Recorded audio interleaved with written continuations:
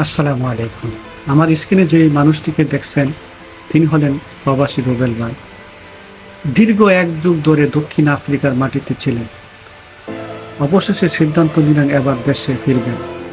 Ticket কেটে পৌঁছে গেলেন কেপটাউন বিমানবন্দরে। বোর্ডিং লাইনে দাঁড়িয়ে আছেন, হঠাৎ করে তার বুকে তীব্র ব্যথা। মুহূর্তের মধ্যে মাটিতে লুটিয়ে পড়লেন রুবেল ভাই। দৌড়ে এলেন বিমানবন্দর চিকিৎসকরা।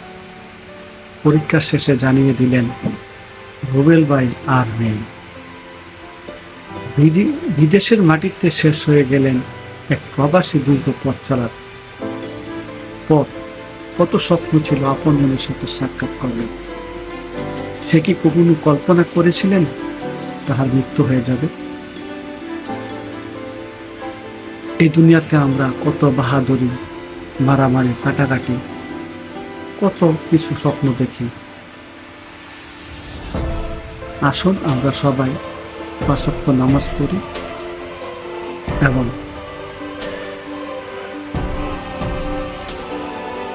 দুনিয়া ও আখিরাতে কল্যাণ কামনা করি।